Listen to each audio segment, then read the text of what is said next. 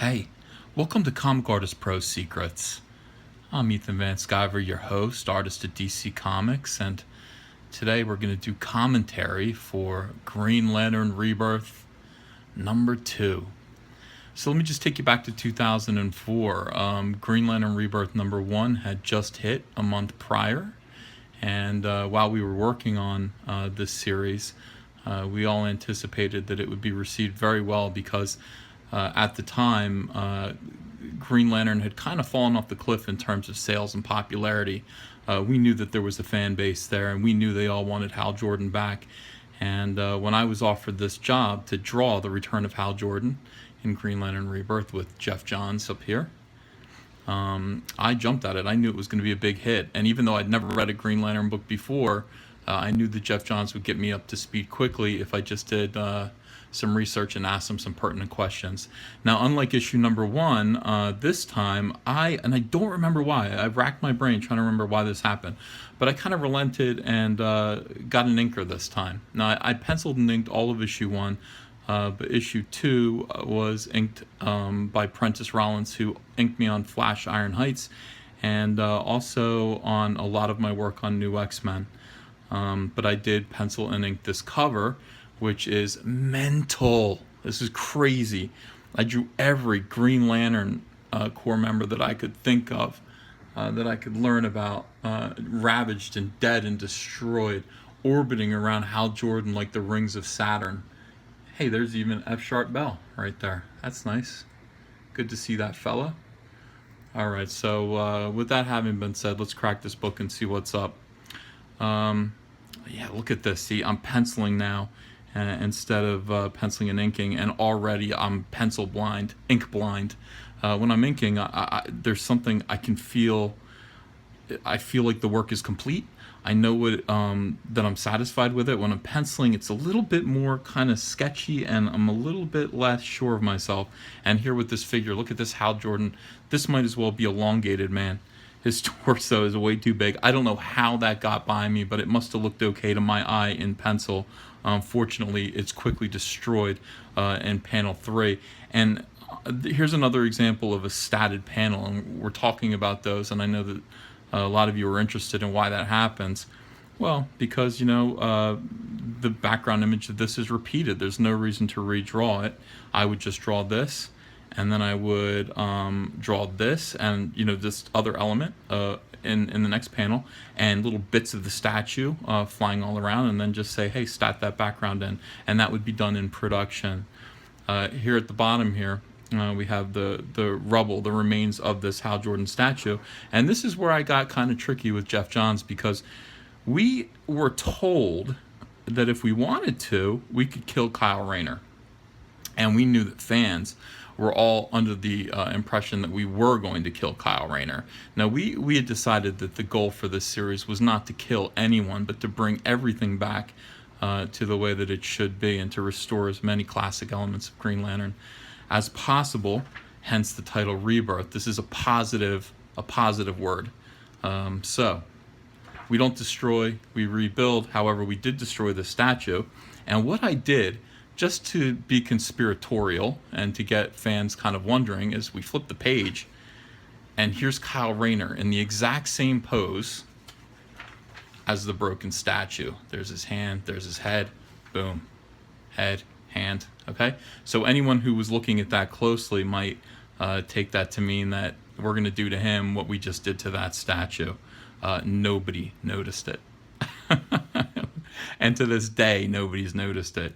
Here are the two kids that you know, found his spaceship. They're helping him get back to health.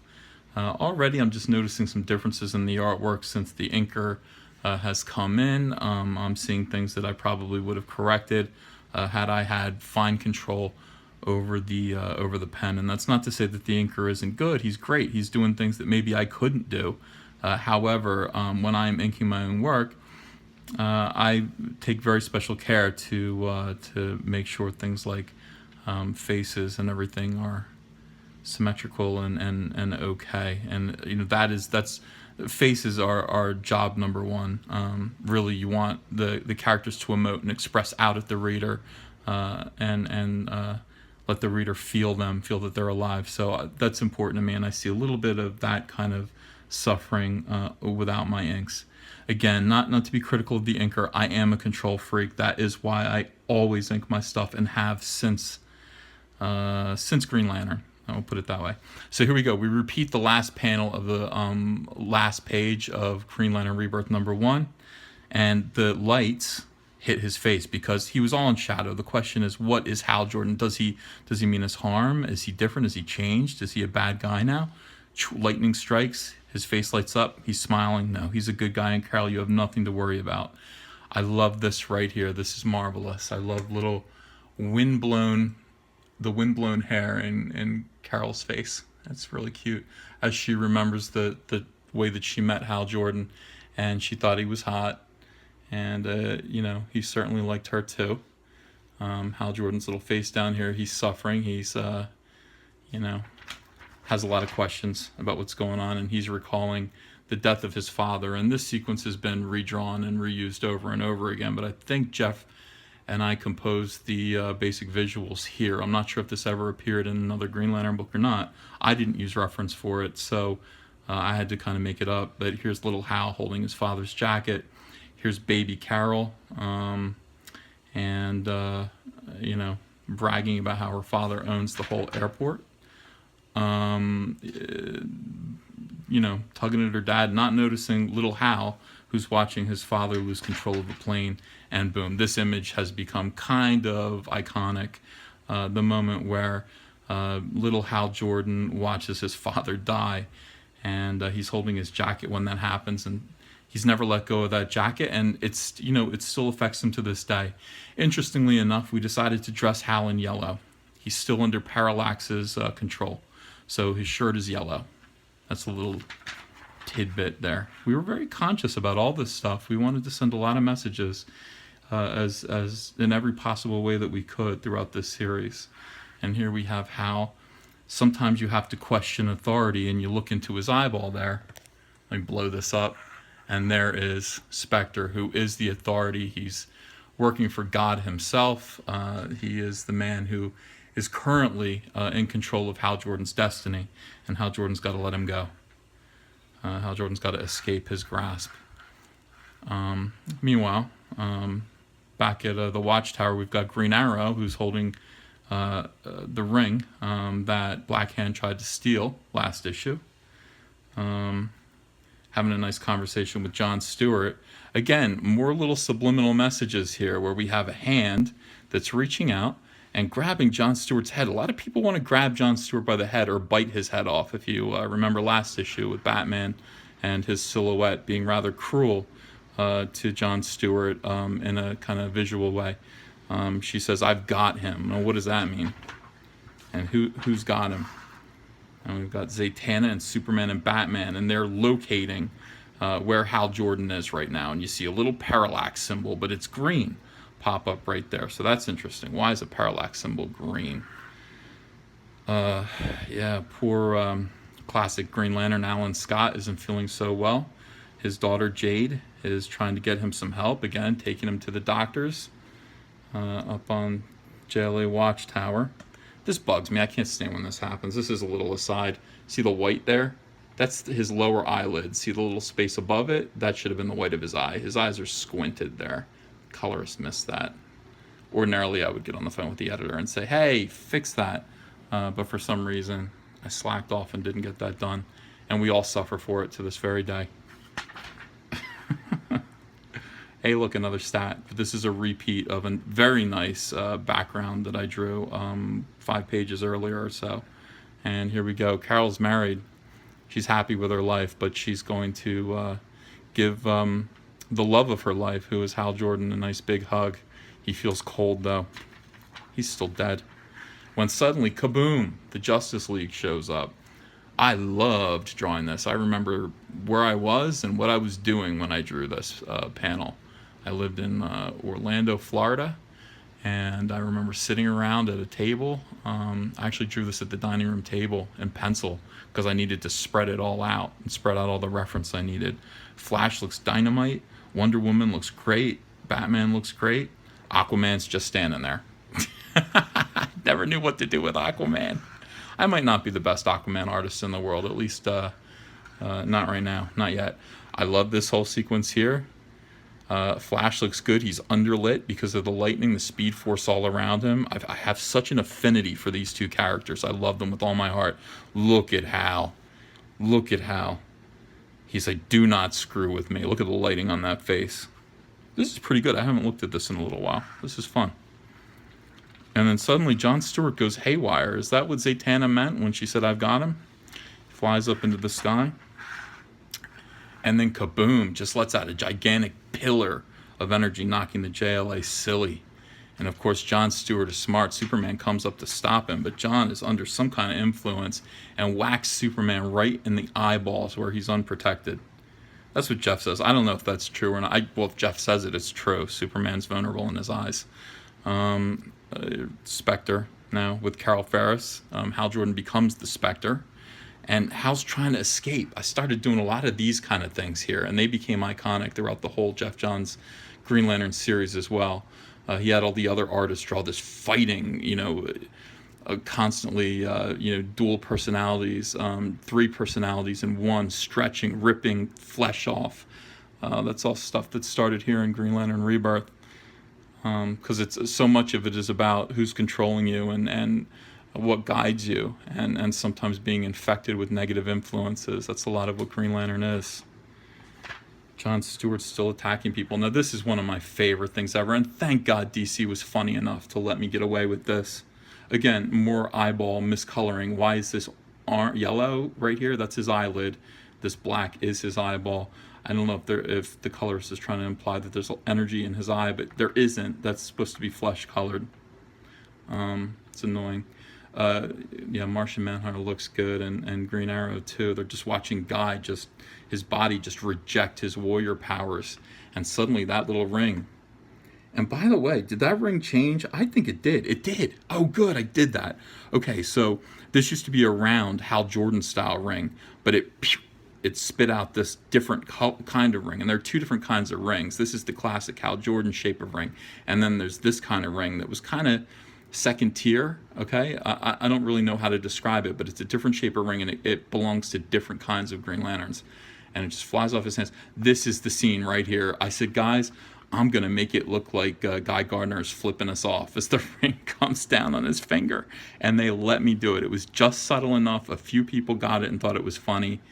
Of course, this is exactly what Guy Gardner wanted. Yeah, his costume comes back, this classic, like, Sword of the Guardians costume that only he wears. It's a special uniform. And boom, there he is. There's our boy. There he is. Now, this page right here, the original art, Jeff Johns actually said, that's what I want to keep. And so Jeff owns this. I think this is in his house, or it might have been for his brother. I can't remember what, but he did ask for this piece of artwork, and that was a gift. Beware my power. Damn right. Back to Kyle. Kyle is sensing, Kyle's warning us about parallax, and he's explaining what fear is and what yellow is. These were all concepts that were brand new. We knew the Green Lanterns were had a weakness for yellow, but we didn't know what yellow meant. We thought it was literally the color yellow, and obviously part of our journey on this title is to find out what these colors represent, what green represents, what yellow represents. And here to help us do that, big fiery a burst of hot breath, and the campfire goes crazy, and it's our friend Kilowog. And Kilowog's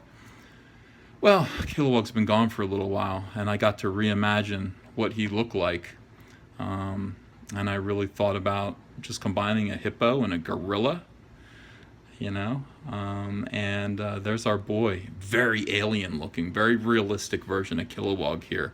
Great, like you can feel the weight of his body, and all around him, his ring isn't working properly, so it's not translating what he's saying. His ring is spitting out gibberish in his own language.